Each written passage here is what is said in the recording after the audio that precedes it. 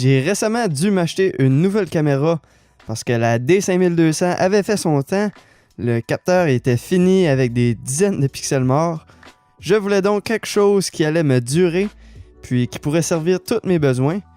Panasonic GH5 ou Sony A7S II. Les deux caméras ont leurs points forts, mais aussi leurs points faibles. J'ai donc essayé de dénicher tous les détails et informations concernant la GH5 et l'A7S II. Voici donc le résultat de mes recherches et de mon achat.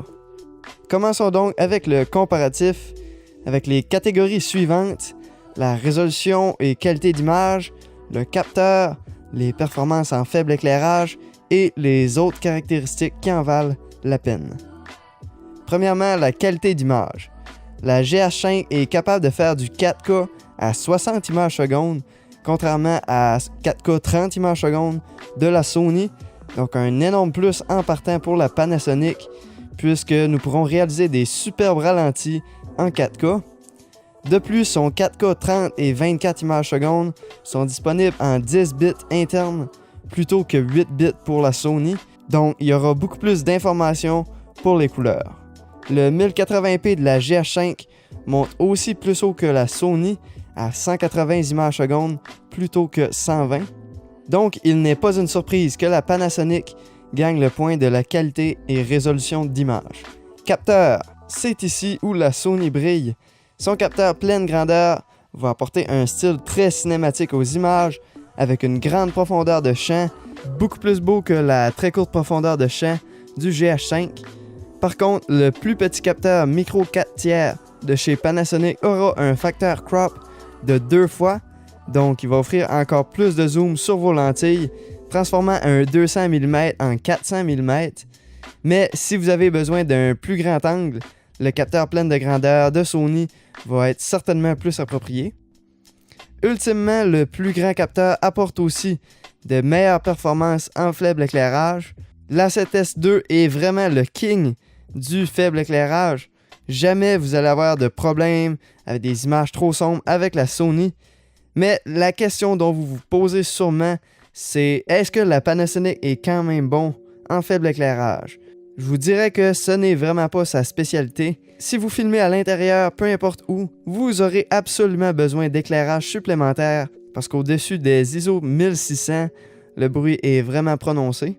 Autres caractéristiques, ceux-ci peuvent être importantes, mais ne sont probablement pas des facteurs décisifs. Les écrans, la GH5 a un écran tactile qui peut être tourné vers l'avant et toutes les directions dont vous aurez besoin, tandis que la Sony peut seulement être tournée vers le haut et le bas. Les batteries de la Panasonic dureront beaucoup plus longtemps que ceux de Sony, mais en revanche, Sony en inclut 2 à l'achat. La GH5 a aussi 2 fentes pour carte SD et vous pouvez même en changer une sans arrêter l'enregistrement. Cette fonction, combinée à l'absence de limite d'enregistrement de la GH5, sont des avantages très importants pour filmer des événements.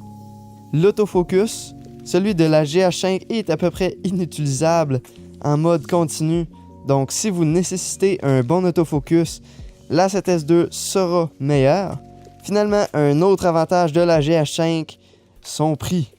Pour moi au Canada, la GH5 était près de 1000 $ de moins avec les taxes. En France, la différence sera probablement un peu moins. Pour conclure, voici un graphique des avantages et désavantages des deux caméras. Vous n'avez qu'à décider lesquels vous sont les plus importants et faire un choix éclairé. La GH5, sa résolution, son slow motion, son 10 bits, sa batterie, son écran, aucune limite d'enregistrement, 2 fentes de carte SD et son prix. Ses désavantages, un faible éclairage pas idéal et son petit capteur.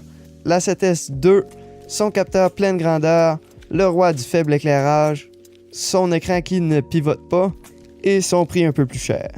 Avec ces informations, mon choix s'est donc arrêté sur la GH5 parce que les performances en faible éclairage n'étaient vraiment pas une nécessité pour moi et le compromis du capteur micro 4/3 m'apportait quand même d'excellentes caractéristiques pour ce que je fais, surtout des événements dont l'absence de limite d'enregistrement et les 2 fentes de carte SD sont vraiment un très gros plus.